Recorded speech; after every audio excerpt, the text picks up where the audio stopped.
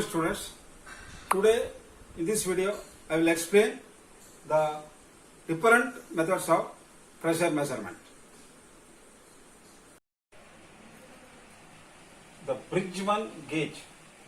The resistance of a fine wire changes with the pressure according to the following linear relation. So R is equal to R1 into 1 plus alpha into phi, where R1 is the resistance at 1 atmosphere, means 100 kilonewton per meter square in ohms. Alpha is pressure coefficient of resistance in ohms per 1 atmosphere per meter square, and P is the pressure, gauge pressure in kilonewton per meter square. The above said resistance change may be used for the measurement of pressure as high as 100,000 atmosphere.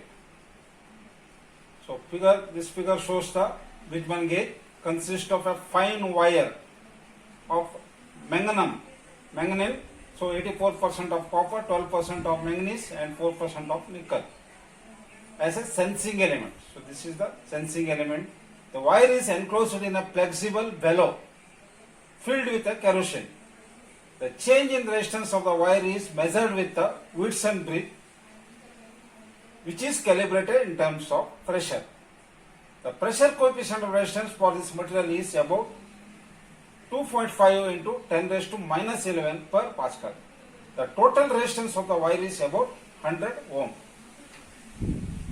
When properly calibrated, these gauges can be used for high pressure measurement with an accuracy of 0.1%. So this instrument is used for high pressure measurement, Bridgman gauge. For low pressure measurement, another instrument used is the McLeod gauge. So this McLeod gauge consists of a capillary bulb opening, movable reservoir connected with a flexible tube. So all these are filled with a mercury. So this operation of McLeod gauge is based on the Boyle's law.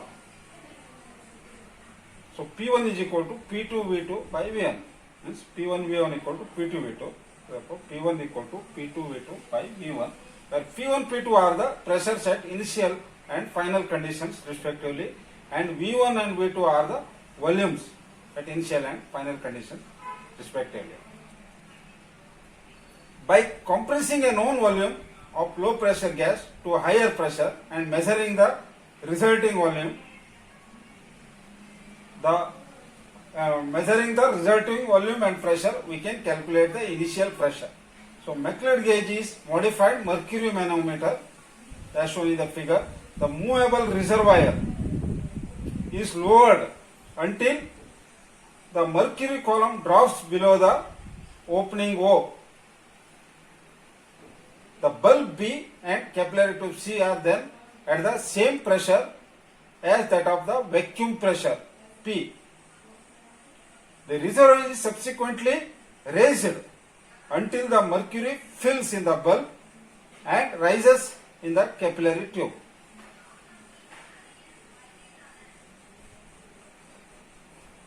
To a point where the levels in the reference capillary R is located at the 0 point. If the volume of the capillary tube per unit length is A, then volume of the gas in the capillary tube is Vc is equal to A into Y. So this is the distance Y, where Y is the length of the capillary tube occupied by the gas.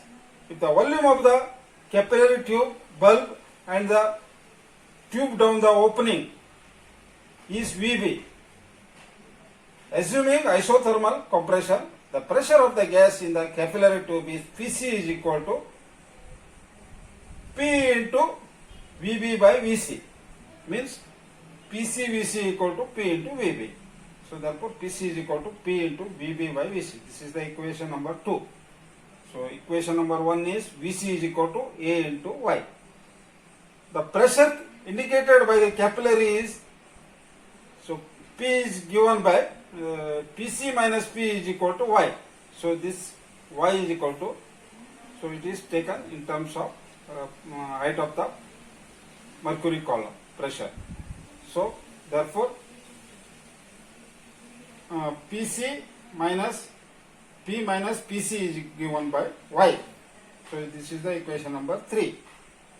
Then we know that P into VB is equal to PC into VC. P into VB equal to PC into VC. So equation number 4. So in this equation you substitute the value of PC and VC.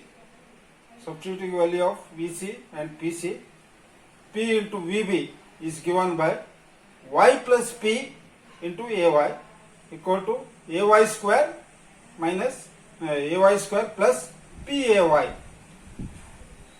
or P into VB is given by P into VB minus P into AY, PAY equal to AY square. So therefore P is given by P AY square divided by VB minus AY. So usually AY, the value of AI is very small compared to VB, therefore it is eliminated. Then vacuum pressure P is given by AY square minus VA, because AY is eliminated. So in commercial mercury gauge, the capillary tube is directly calibrated in micrometer. Thermal conductivity gauge. The schematic of Firani gauge is shown in figure A. Consists of a heated platinum filament placed in a gas chamber. It's a bridge circuit. So here is vacuum pressure is applied here. The Pirani gauge shown in figure A operates on the principle that if a heated wire is placed in a gas chamber, then the thermal conductivity of the gas depends on the gas pressure. Therefore, the transfer of energy from the wire to the gas is proportional to the gas pressure. If the supply of heat energy to the filament is kept constant, then the pressure of the gas is varied, then the temperature of the filament will alter and is therefore a method of pressure measurement. To measure the resistance of the filament wire, a resistance bridge circuit is used. The usual method is to balance the bridge at the same datum pressure and use out of balance currents at all other pressures as a measure of relative pressure. The heat loss from the filament is also function of ambient temperature, and compensation for this effect may be achieved by connecting two gauges in series as shown in the figure B. The measuring gauge is first evacuated and both the measuring and sealed gauges are exposed to the same environmental conditions. The bridge circuit is then adjusted through the resistor R2 to get a null condition.